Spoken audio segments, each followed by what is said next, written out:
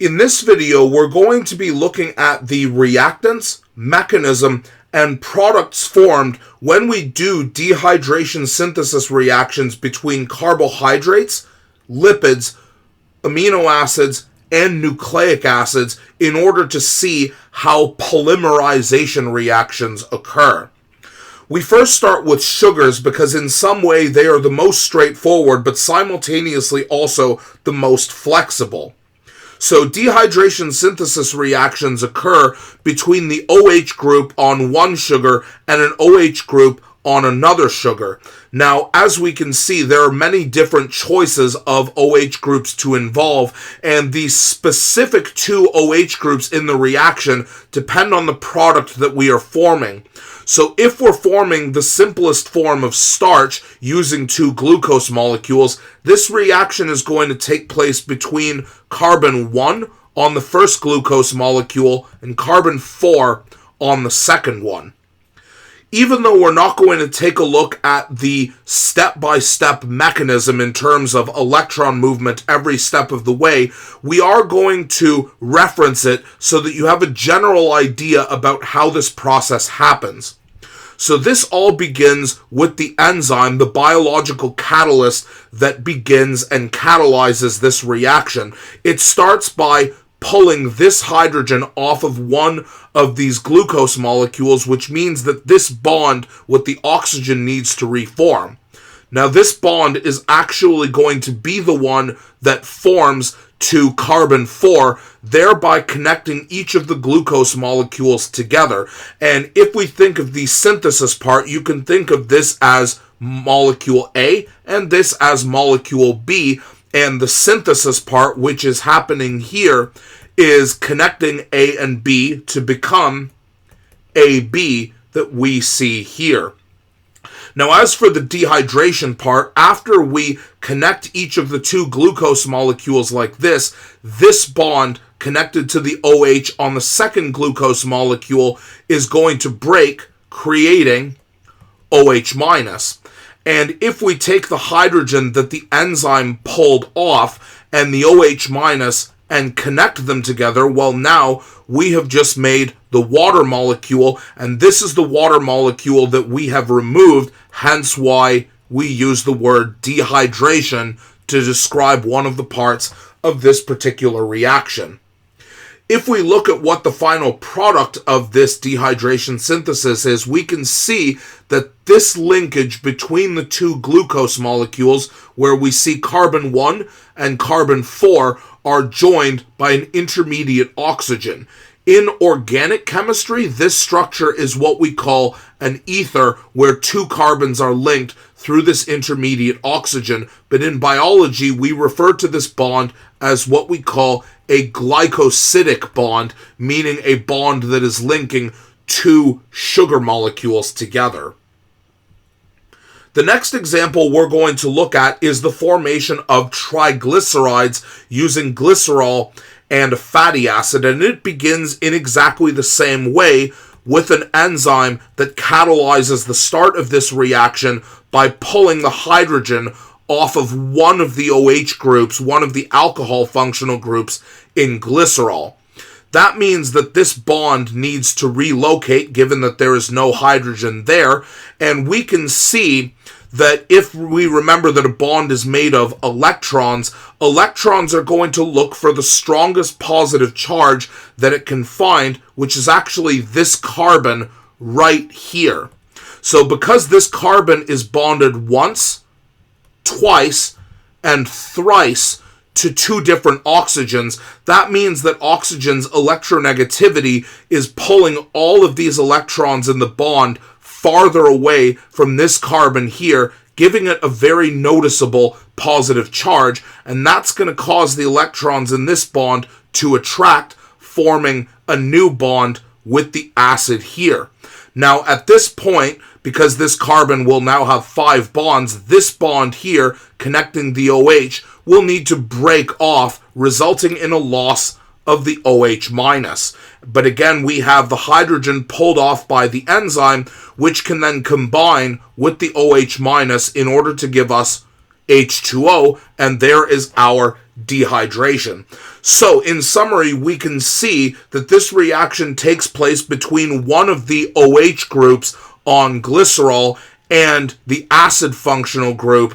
on the fatty acid, and it's the OH that loses its hydrogen, while the COOH, the acid functional group, loses its OH, which then combine in order to form water.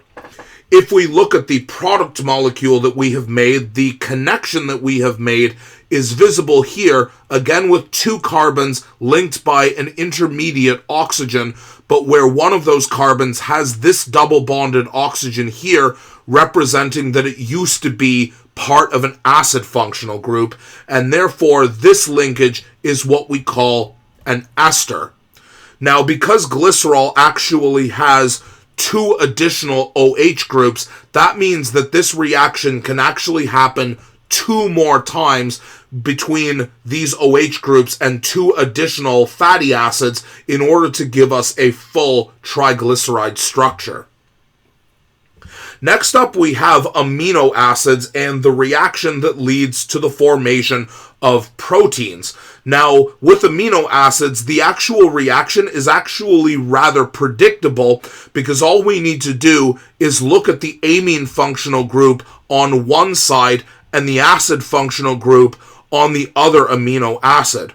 So, as with the previous two reactions, this begins with an enzyme that catalyzes this reaction by pulling our hydrogen off of the amine. So the amine is going to donate its hydrogen in the dehydration process, which means that this bond now needs somewhere to go. And just like the formation of an ester in triglycerides, this can move and form a bond with this carbon here that is the central carbon of the acid functional group.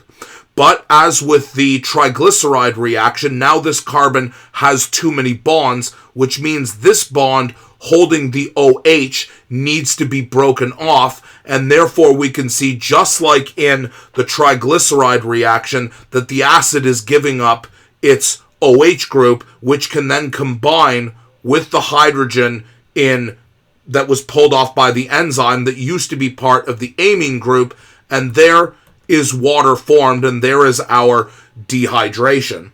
Now, if we take a look at the bond that was formed in this reaction here, we can see it right here.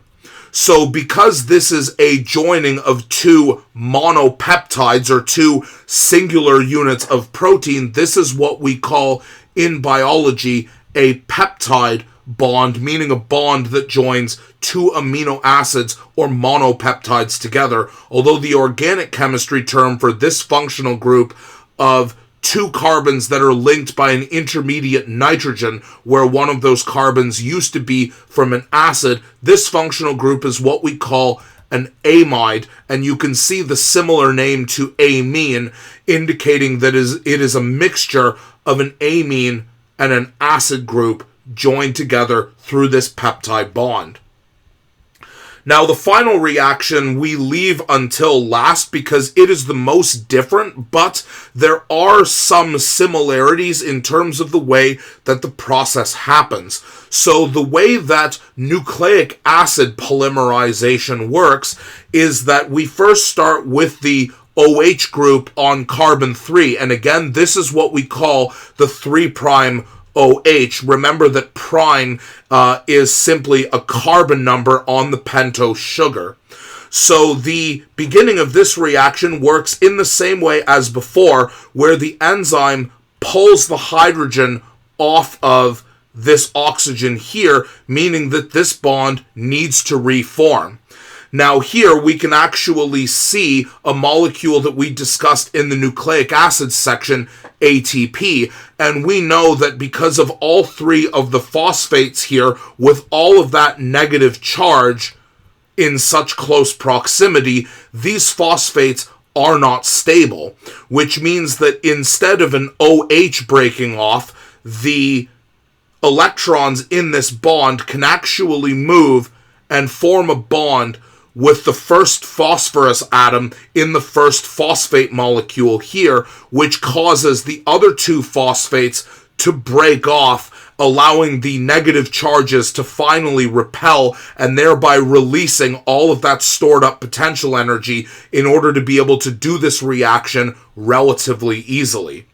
So if we look at the dinucleotide that we have formed, so here's one nucleotide up top, and this is the oxygen that used to be the 3' OH on our first nucleotide, and then we can see that it's connected to the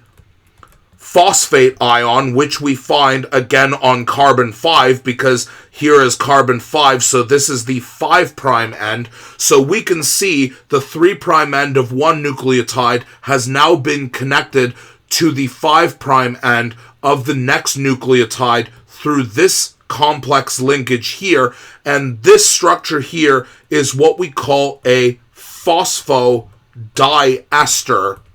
linkage. Remember that an ester is carbon to carbon with a double bond on one of the carbons. So this is what we call a phosphoester, because we have carbon to phosphorus instead of a second carbon, and the phosphorus has a double bonded oxygen here, and therefore we can call it a diester, because if we look the other way, carbon to phosphorus, again with this double bond, showing that we have two. This concludes our series on dehydration synthesis. In the next series of videos, we're going to look at the opposite process of dehydration synthesis, where we take polymers or dimers and take the water that was removed, putting it back in order to cause these molecules to break apart.